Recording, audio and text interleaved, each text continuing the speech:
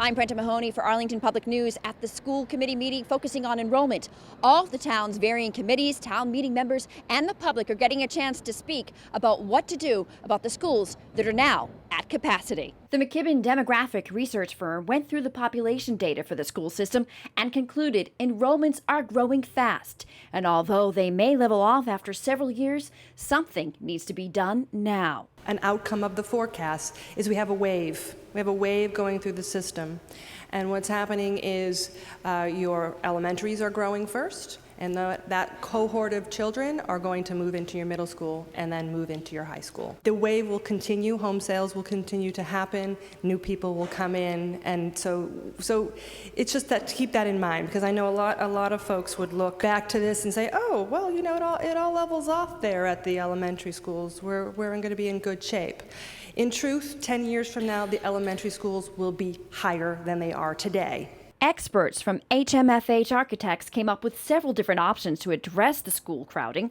All call for a mix of temporary additions and other solutions at the Brackett, Hardy, and Thompson elementary schools, as well as the Addison Middle School.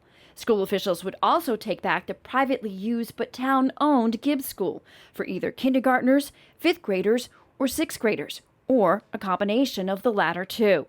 If the Gibbs is not used, officials would go with long-term stacked modulars at the middle school. Variables include sending 8th graders to the high school. What this next diagram shows is we have to make a decision. What's the first decision you made? Let's say you've made the decision to put permanent traditional construction at Hardy and Thompson. So that's something we need to be thinking about in the near term, and that decision gets made. As you can see, that starts to preclude other things from happening.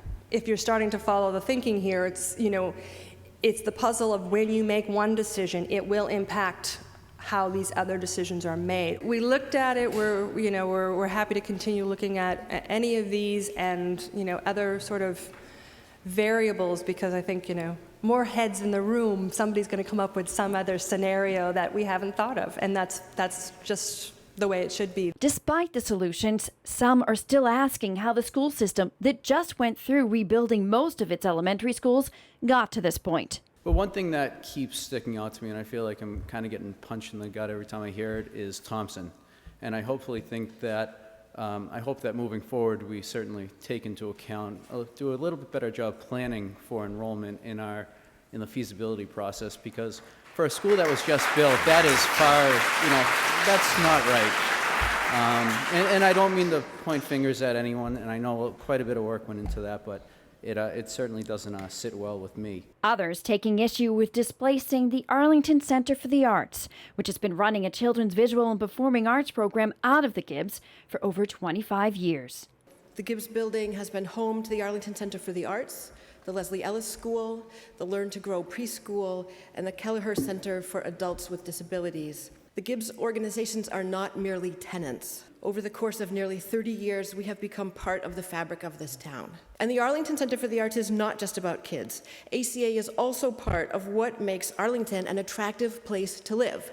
Shakespeare in the Park, Arlington Open Studios, free community theater, gallery exhibits, a vibrant and active artist studio community. These classes, camps, programs for adults and kids, these are the very kinds of things that are attracting people to our town. Some residents who spoke are wondering if these quick solutions are actually shortchanging students. I sort of don't like, at the end of the day, that you wind up with a 100-year-old building with the Gibbs. It was built in 1928.